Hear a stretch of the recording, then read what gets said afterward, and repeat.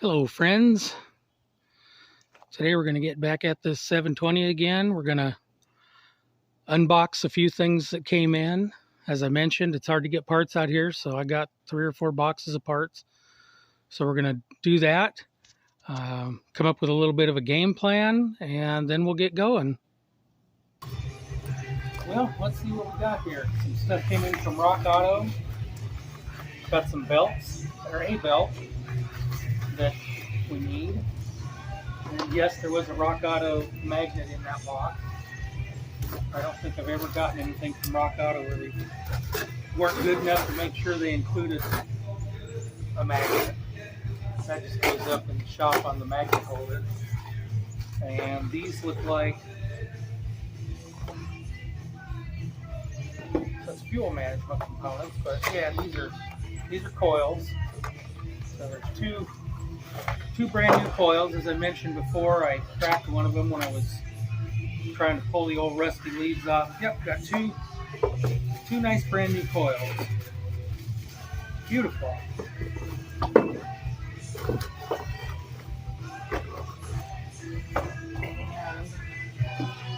another Rock Auto. So we'll probably be putting both those coils in place on this particular video. Wow, on top of the box, the Rock Auto magnet. That's cool. That's hard to beat. And another one of the belts that I ordered. And then this is the Summit box. So this one's got a couple of necessities and then just a couple of fun things.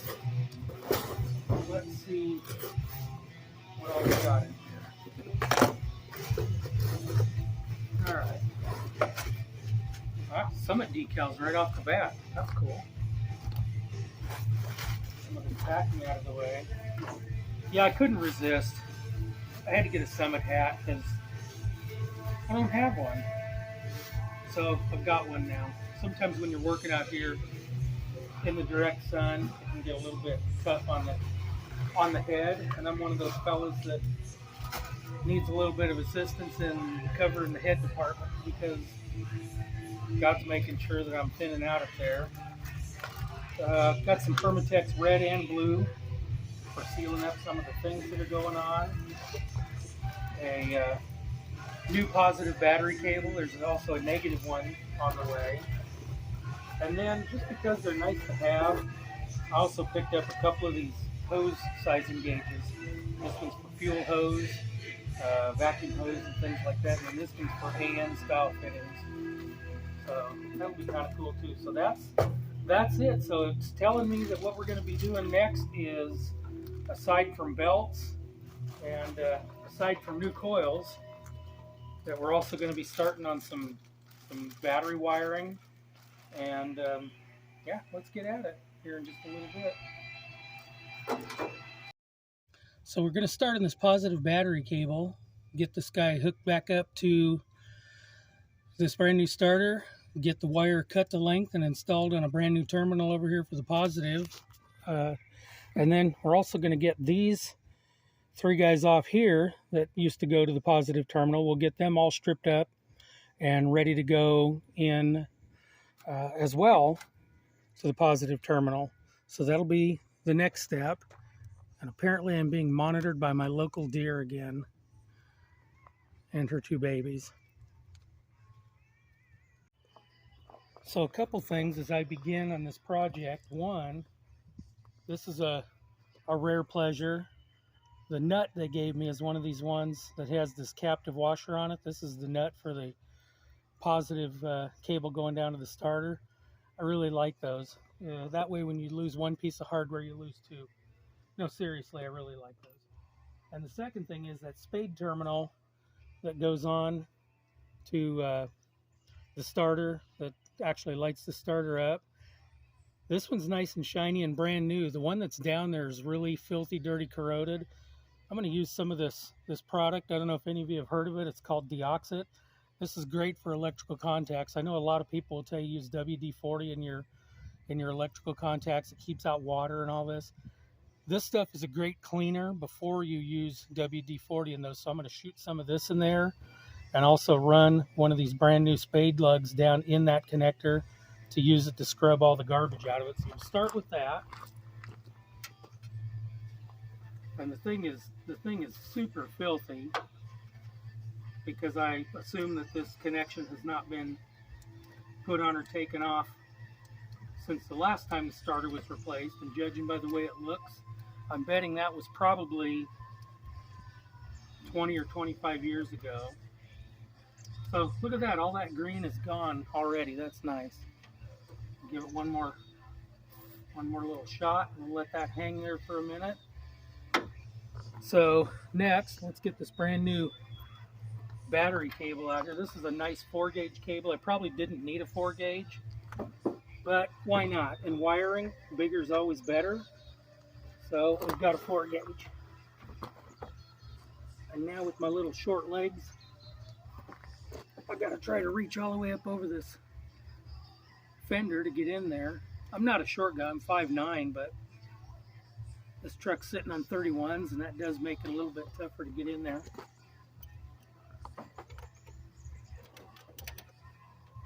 All right.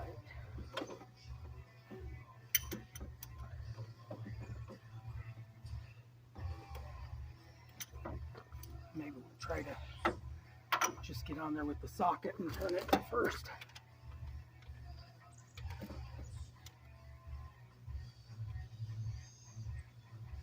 That's a little bit more helpful.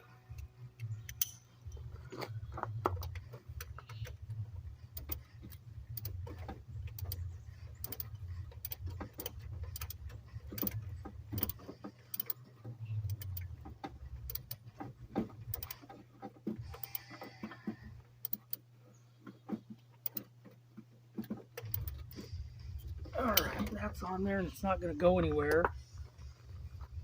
Next thing to do is to cut it down for size. It's definitely too long, and I know this might seem like sacrilege to some of you all for me to cut the end of this off, but I'm going to do it also because if you remember, we've got one of these new battery clamps to go on. So I'm going to go ahead and use these, take about 1 foot off the end of this. I didn't buy a shorter one because I couldn't find one, honestly, from any supplier that could get it to me here anytime soon. We do have an O'Reilly. O'Reilly's not always the cheapest. They do have availability, and I try to go and watch the budget when I can because I'm building a house right now as well. So I've got to economize wherever I possibly can these days. I'm going to take about 1/2 inch off of this thing as far as the jacketing on the outside of the wire goes. I know it's another one where you guys are probably looking going, oh my God, he's stripping that with a pocket knife and he's going to lose fibers in that wiring. Yeah, I've been stripping with pocket knives for years. I was a professional electronics tech for a number of years, so I understand how it works. I'm super careful when I do it, and if I lose 1 or 2, it's not the end of the world. So I showed you guys the way these work before. I'm just going to go ahead and screw the lug down for this.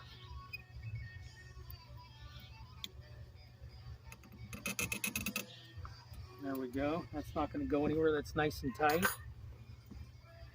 So as I mentioned, we've also got this other set of connectors here that need to go on. I'm assuming that these are things like our ignition, the hot for ignition, hot for start, maybe hot for accessory. There's a whole bunch of them.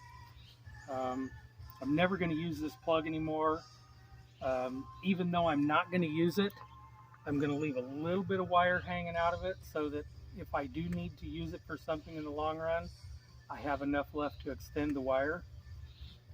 I'm going to go ahead and cut that guy off of there. We'll strip these 3 again. Same thing, about 1/2 inch on each of them. And then we'll get them installed in this new terminal as well.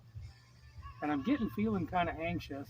I do have the negative battery cable on here still, and even though it's a piece of junk, I'm really seriously thinking about trying to fire this thing, or at least see if I can turn it over with this new starter today.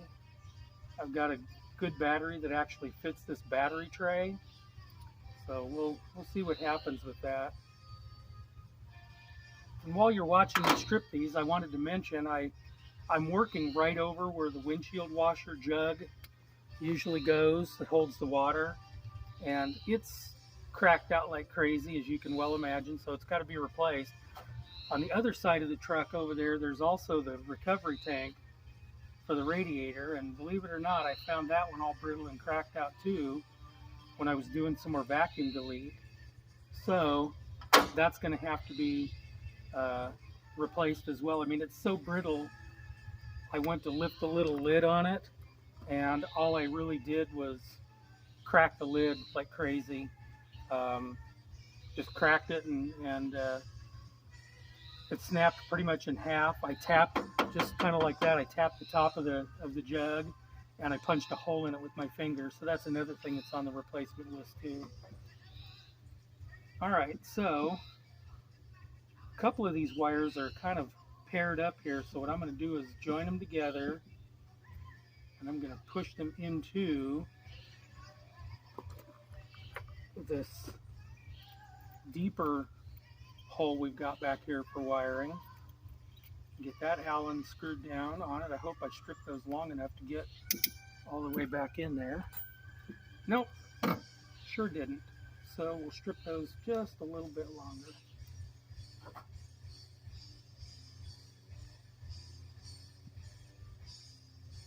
We decided we're also going to pull out the original factory floor mats in this thing and just put down some bed liner in it.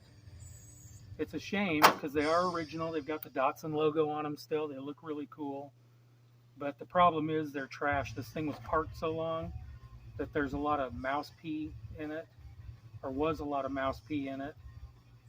And it's they're just shot. So it's going to have to come out, and those will be replaced as well with the bed liner, like I mentioned. Kind of looking forward to it. It should quiet the ride down a little bit as well. All right, let's go ahead and bring those back together again. And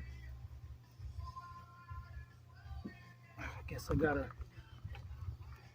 open this Allen screw back up so I can get in there.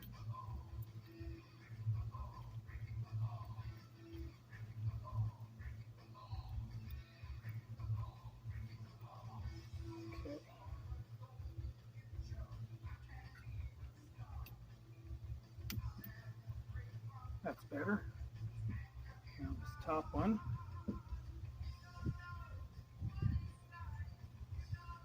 Sometimes you need like 4 hands to do all these projects, it seems like. But I'll do what I can with the 2 I've got. Okay. And those are relatively solid. Might have to come back to that and revisit it. At this point, that positive's in. I still have this nasty ground cable in here. I really want to try and fire this thing, but this is so nasty. I just don't think there's going to be enough good ground connectivity. I'm going to strip this dude back a little farther. Maybe I can just do this temporarily so we can see real quick if this is going to turn over. That wiring's looking a little cleaner under there. There isn't so much green on it like there is with the rest of this.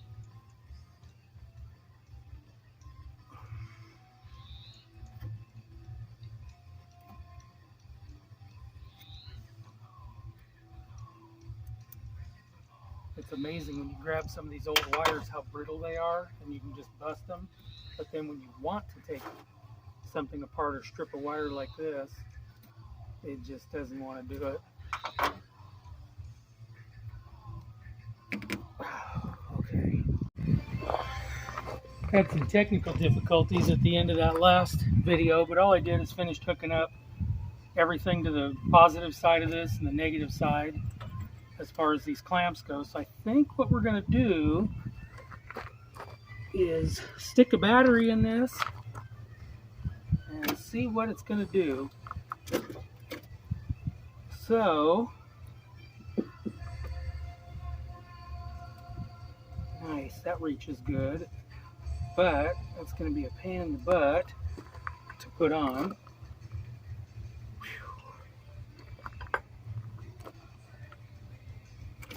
Let's slide that battery over just a bit. And that's going to be a 14. Definitely got to make sure we work with just the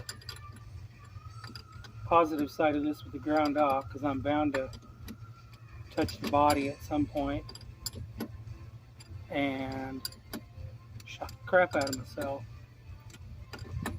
Alright, that doesn't have to be perfect. Let's stick this one on. These have a 14 millimeter bolt on one side and an Allen on the other, which is kind of cool. So you can really make sure you're getting on there and tightening these things up good. I made sure the key was off before I did this. I didn't hear any sparks when I first hooked it up, so that's good. I'm reasonably certain nothing's drawing any power, and it shouldn't be. This whole thing has no computer, it has nothing.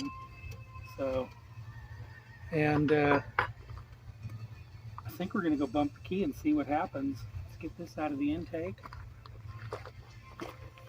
All right, we're in neutral. Voltmeter says good battery.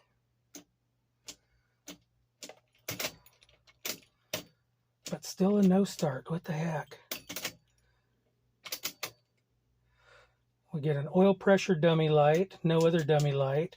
So I think what we're going to do is we're going to go down and just try to bump it with a screwdriver and see what's going to happen.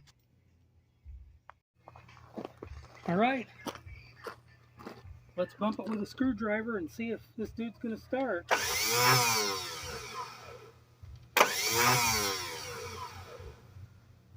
Well, it definitely, the starter definitely spins, and I see what the problem is. The darn wire came off of the start terminal. So, let's go ahead and do something about that. Let's pop this negative back off, this ground back off, because I really hate getting shocked. I know it's a 12-volt battery, shouldn't happen. I'm just going to make sure though.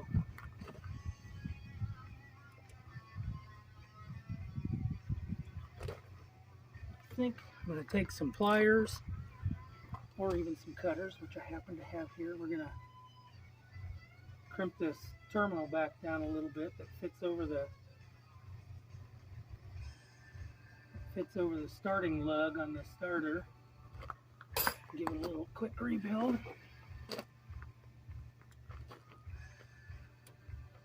Okay, now let's go hit this starter again and see what happens. I can hear the starter kicking, but I'm not hearing it engage with the engine. So let's see what's going on there. All right, fire in the hole again. Oh, sure. Forgot to hook up the negative battery cable. Let me do that real quick. All right, that negative cable's hooked back up and we're still in neutral. Now we got volts. Well, look at there, people. She cranks. She cranks nice. It sounds pretty good. Let's listen and see if it sounds all lopey or if it's pretty even.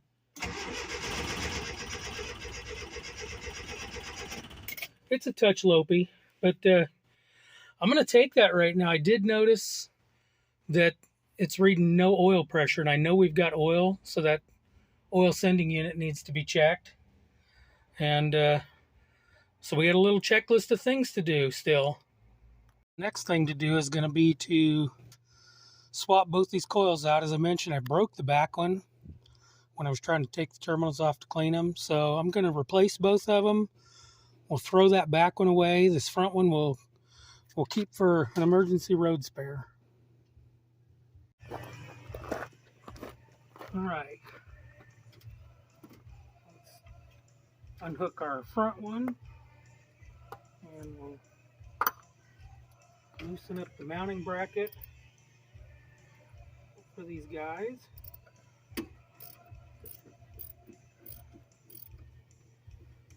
Jeez, it almost looks like these are the original coils. This is crazy. Let's see, once we get these loose, what we're dealing with.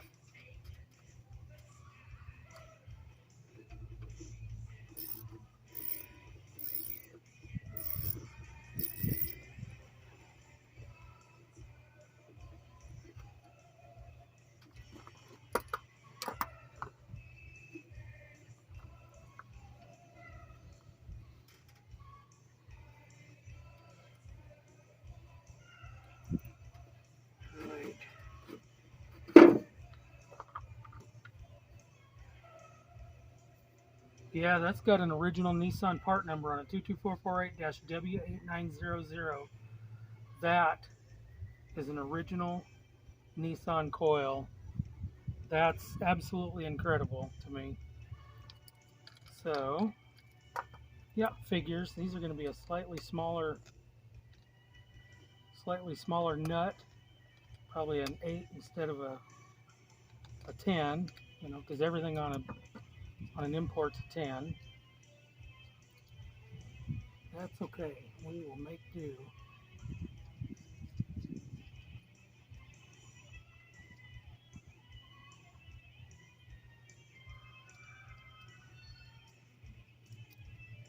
Tiny little hardware. Alright, and the positive on these goes to the back. Of course, the other one dropped out. I wouldn't expect anything less.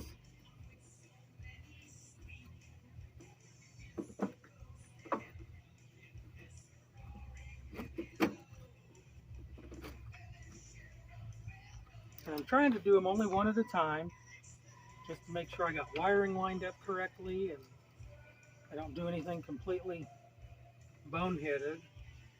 I have been working on cars for a lot of years, but it's always possible to make mistakes.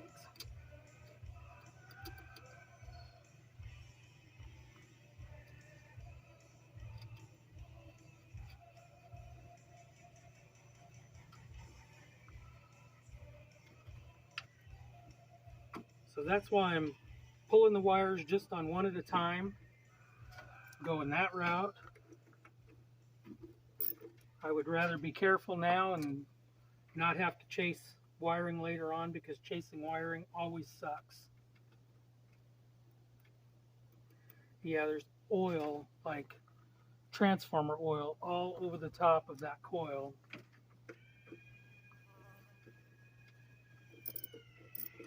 So it definitely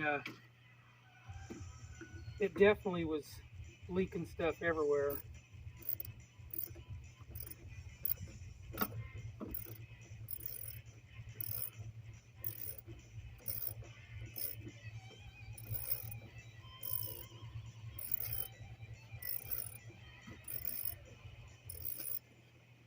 God, is anything even happening?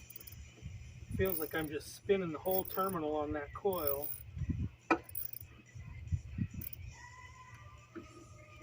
Alright, I'm gonna have to take a minute here and do some surgery on that side and see what's going on.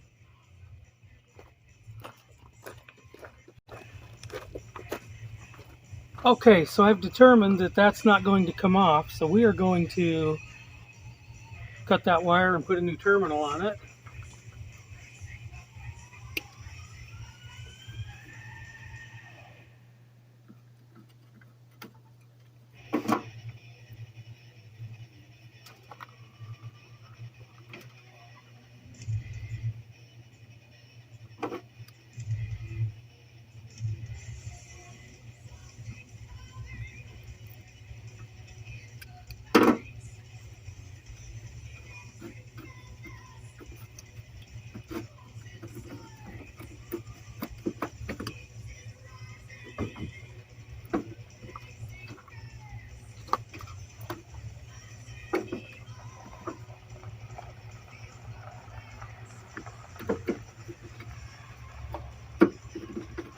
All right.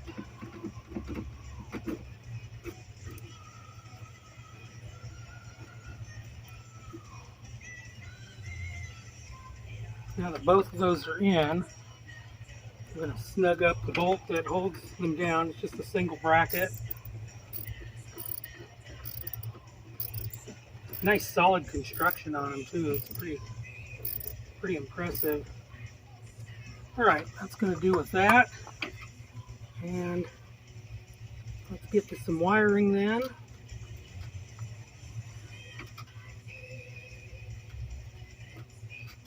I suppose we should check for spark at some point too. Maybe we'll pull one of these spark plugs and make sure we've got spark. This thing has an electronic ignition in it,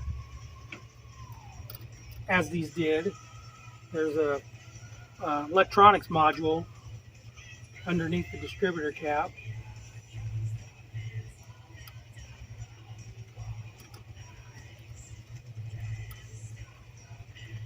Alright, those are an 8mm, it turns out, so let's get them all snugged down.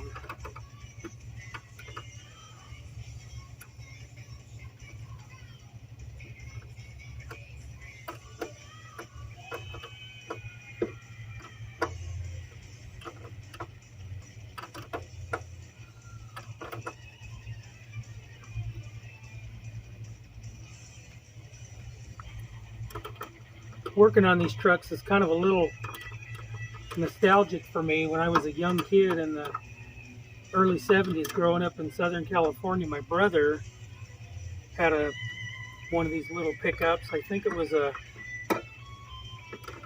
geez, I don't know, a 610 maybe. He and my cousin both had them. They outfitted them, man. They looked sharp. They had wheels and they had done interiors. My cousin is a well-known upholstery man out of Southern California. He and actually two of my cousins, and so they decked those things out with nice upholstery in them and everything. They made these little guys run really, really good. So this is kind of nostalgic for me in a way that I'm getting to do something that my brother did that I was able to look at when I was like 10 years old. So those new coils are in. I think we're going to pull a plug next and look and see if we've got some spark.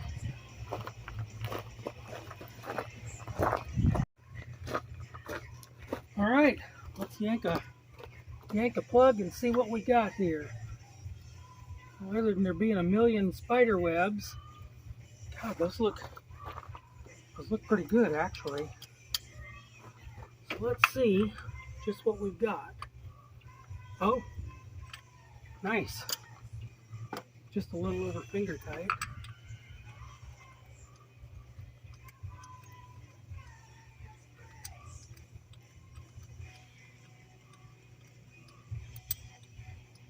And I did shoot that area out first with a little bit of cleaner since this has been sitting outside so much. Oh my God. Nice. It's got a good black soot ring on it. Nothing wet. God, I don't think this ran long. NGK BPR 5ES. That's what should be in the exhaust side of this. I believe the other side are BPR 6ES. So, God, that looks nice. So I think what I'm going to do is see if I can see some spark out of this dude. So I'm going to pause this video here for a little bit and see what I can determine. Well, I couldn't quite tell. So I think I'm going to have to buy one of them little spark plug bulbs to make it a little bit easier. One other thing for this time that I'm going to have to figure out is whether I want to use this original set of hard lines for the supply and return fuel on this thing. This thing actually, these hard lines actually snake up under this intake manifold. And they come up right here on this side. These two bolts here are supposed to mount here on the side of the manifold. This bolt, this hole here, goes behind the power steering and alternator bracket. So, gonna have to figure out if I want to leave if I want to put that manifold back up on there, which gets it close to the block, which I don't like, or if I just want to find a new way to mount it out here, and I'm really thinking about just mounting it out here. Plus, I can put an additional fuel filter in like that as well. So I'm going to have to make that decision, and then that and the carb are going to probably be going on next. Well, friends, I think that's going to be it for this time. Next time around, we're going to hook up that carb, get that installed, get the linkage done up on it, and we'll check the quality of the fuel, see what kind of fuel we got in the tank of this thing. We're going to check for spark, make sure we've got some spark, and I think we're going to try to crank it over. So thanks for watching an old guy work on this thing. If y'all wouldn't mind hitting the subscribe button and the notification button, help an old guy out if you feel like it. Thank you for watching, friends. See you next time.